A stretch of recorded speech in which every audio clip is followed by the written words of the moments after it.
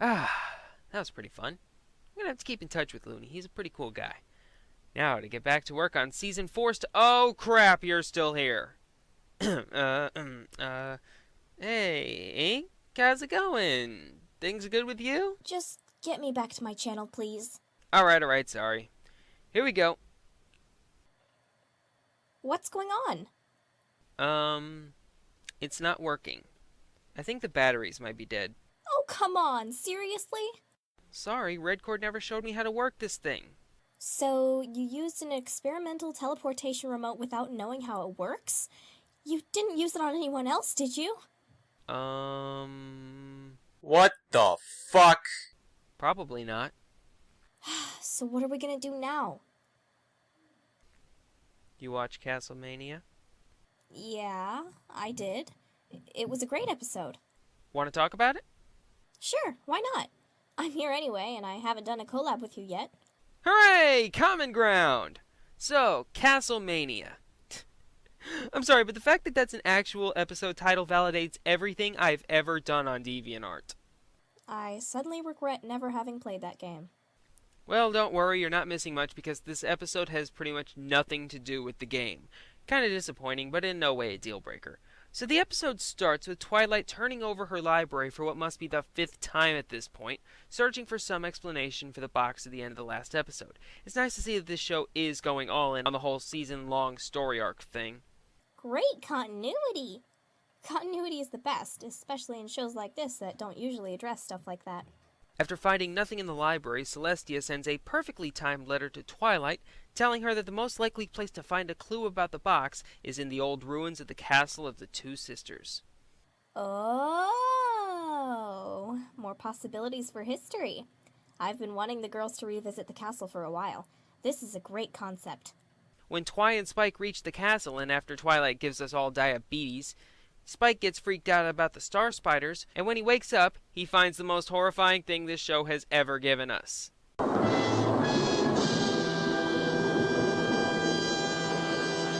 I the only one who finds that thing terrifying? You have to wonder if this statue was modeled off of a past alicorn. Or maybe this was just a style of sculpture used in ye olden days. Like how Picasso made people only have one eye sometimes, or something. Possible G5 design? I'm leaving the fandom! Nobody would blame you. Cut to AJ and Dashie rekindling their old rivalry from fall weather friends with the most daring pony competition. And apparently the final battle is a staring contest while being covered in bees. Those bees look like crap. Did a 6-year-old find their way into DHX? Their wings need to have more opacity. Too much white. Yeah, they're basically striped circles with ovals. But then the beekeeper whistles the bees away. What? And it's revealed that both ponies were wearing full-body bee suits. I would have a problem with this since it takes all the tension out of the contest, but I'm guessing that this was the only way they could get away with the scene without flashing a giant "do not try this at home" across the screen. It may not look like it, but we're professionals. Do us a favor. Don't try this at home. Whoa! Those suits look kind of adorable. Even their tails have little sections in the suits. I know, right? There's even a spot for AJ's tail scrunchie. Next we have Rarity and Fluttershy heading to the castle to recover some old tapestries. This raises 3 points for me. 1, I love how this episode is bringing back old pairings between established friends since Rarity and Flutters were shown as close friends in Green Isn't Your Color and sort of in Putting Your Hoof Down. 2, the Everfree Forest is kinda defanged at this point if the ponies are cool with just strolling around like nothing's about to eat their faces. And 3, is it weird that all of the main 6 are heading to the same secluded, dangerous place at the same time? Yes, it must be destiny. Or just poor writing. Somewhere, Digi's ears are perking up right now. My digisense is tingling. Oh yeah, and Angel's there too, for reasons that aren't properly explained. He just wants to tag along on the incredibly dangerous adventure through the Everfree Forest to a possibly haunted castle that's falling apart. No unexplained reasons here. Actually, this brings up a question I've been meaning to ask for a while. Is Angel as bad as people think he is? He actually seems surprisingly not an a-hole in this episode. I still hate his guts. Yeah, fair enough. Oh yeah, and AJ makes this face. That's adorable. So once everyone arrives at the castle, wacky hijinks ensues. The ponies find all kinds of hidden trapdoors and rotating walls and all kinds of things that end up scaring the living bejesus out of them. I really like this. Feels like a video game. Wait. Whoa. Anyway, after a couple of humorous traps, Angel accidentally sets off a trapdoor, sending Rarity and Fluttershy into a tiny cell. Fluttershy freaks out because Angel's gone, and Rarity gets sarcastic with her, which I kinda like because I've always liked Rarity's dry sarcasm. She finds an opening that leads to the hallway that AJ and Dashie are walking down. I absolutely loved the character interactions in this episode, especially Rarity and Flutters. Their conversations seemed so natural and in character. I loved seeing these two interact during the episode. I can see them as friends easily. I also liked how AJ and Rainbow Dash's competition was much more friendly than the one in Fall Weather Friends. They actually seemed like friends and not enemies. I didn't really find anything noteworthy about Twilight and Spike's interactions, though. Oh, thanks for reminding me of those two. Kinda forgot about them since they don't do much together here.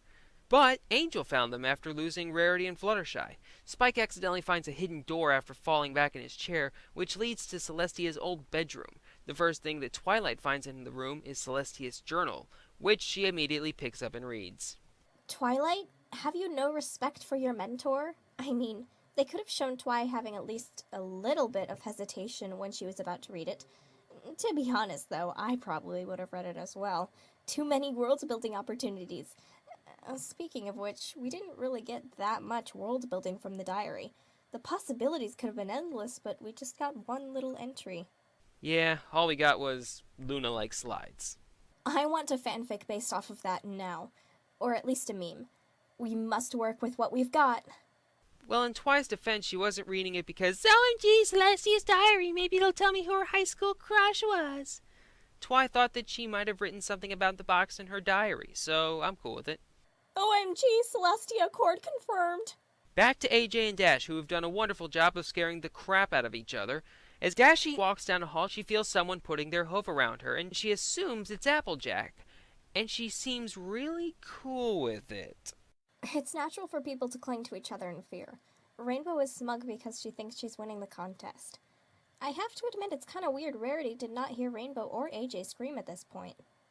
Or how Fluttershy assumed that the only living thing in a broken, possibly haunted castle was a little white bunny. But then the wild card comes into play as the Pony of Shadows starts playing the pipe organ and cranking the creepiness up to 11. And when the organ player hits the right key, Applejack and Rarity get flipped behind walls, separating all four ponies and leaving them alone with their imaginations running wild. I absolutely adored the part where Rarity screams after seeing that she's ripped the tapestry. Classic. I know, right? It was a nice bit of juxtaposition since all the other ponies were screaming out of fear, but Rarity was like, "Oh my stars, I can't believe I've ruined such a magnificent tapestry, no!" So, anyway, the ponies, now without anyone to comfort them, go even deeper into hysteria. And when they all bump into each other, well, it ends about as well as you'd think. Seeing Rainbow Dash crash around like a pinball was funny, but the real thing that took the cake here was Fluttershy thinking Angel had been crushed by the pillar. A little dark, sure, but still hilarious. The next time someone says this show is just for kids, show them this scene and laugh. This scene and the crazy Pinky and Twilight scenes. I would love to see reaction to those from non-bronies who haven't seen anything else from the show. So all of this freaking out finally breaks Twilight out of her reading trance, and she uses the 0-point laser from The Incredibles on all the ponies, leading to some more great dialogue, and they're all happy forever until... Ooh, I bet it's Pinky. No, really, that was my thought at this point in the episode, mostly because now that the main five were all together, I actually noticed who was missing. So, though the outcome was a bit predictable, I didn't really figure it out until I noticed she was gone. If I had been paying more attention and not just watching for fun, perhaps I would have figured it out earlier. But when I first watch new episodes, I try to turn off my analysis part of the brain and just enjoy it. I don't think about complicated things like characters being in character or pacing. That's why I managed to enjoy Equestria Girls so easily before I saw everyone else's reviews on them, and realizing all the problems with it. Weirdly enough, I felt the exact same way about Daring Don't. I liked that episode, but I'll talk about it later. Perhaps in another collab. With Red Cord. But yeah, I figured it was Pinky around the same time, and honestly, when she was revealed as the organ player, I was cool with it since she can play literally every other instrument, so it didn't seem too out of the ordinary. Well, not by Pinky standards. But if I had been paying attention earlier in this episode, I'd noticed that the wandering eye in the painting had Pinky's eye color. Oh yeah, and while she was talking about why she was in the castle, she was playing her own background music. That was pretty clever. Yeah, I thought the same. Her story made sense in my eyes. I don't really know why people are so mad about this outcome. It actually tied up the story nicely. We knew about her job ringing the bell right at the beginning, and now at the end we see the outcome of her job. I was cool with most of it, except for the actual bell ringing shot. Really, Pinky? With your head? Actually, I found that scene one of the most hilarious bits in the episode. I could see how it could be, but between this and the coloring book scene from the first episode, it just felt like Pinky was a bit flanderized at the start of the season. It got a little better in my opinion in Daring Don't, but still. Thing is, she didn't really have much time to shine in this episode. After all, it wasn't about her, but I can still see her concern. So finally, the ponies assemble in Celestia's old room, and they talk about what they've learned. Twilight suggests that she and the rest of the gang should start their own diary, giving us the replacement for Celestia's friendship letters.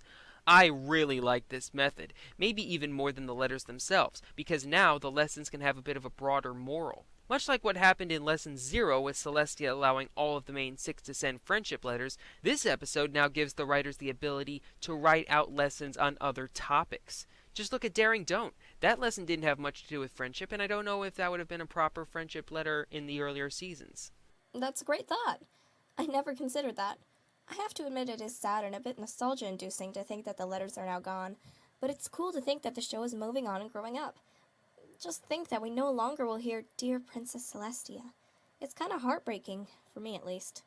So the episode ends with the ponies laughing off their worries and Spike talking about how the whole Pony of Shadows thing was ridiculous when, oh crap, creepy looking evil-eyed shadow pony. I'm honestly still not sure what that was, whether it was a one-time gag or the foreshadowing of a new villain. I really hope it's a new villain and not just a gag. That would be awesome. Anyway, I liked this episode. It was crazy and full of entertaining shenanigans. It might not have the deepest plot in the world, but not all of the episodes have to have that. This one was just for fun, and it showed us a new place that we've been wanting to see more of. I don't really want to be negative about this one. It's not meant to be taken all that seriously. Once again, it was fun. Great job, new writer. I totally agree. There were a couple of smaller flaws that I could point out, but on the whole, this episode was a blast to watch. It was incredibly well animated, the character interactions were great, and the references to classic Scooby-Doo cartoons sent my nostalgia meters into overdrive. For a writer working on his first episode of MLP, Josh Haber did quite well, especially considering his only other credited work was on a Hub Channel show that most people have never even heard of. If I were to give it a score, I'd give it an 88 out of 100. Same here. Well, I guess I better get going. The remote may be broken, but I just remember that I can travel through the rift as well. You're looking at the apprentice mistress of the rift over here, after all. Into the rift I go! Bye, Ink. Don't be a stranger. Drop by any time. Man, I've got to figure out how to work the rift with the power of my mind. Well, until then, I've still got the remote. Just need some batteries and we're all set. Alright, let's head into the rift and see where the reviews take me. See y'all later!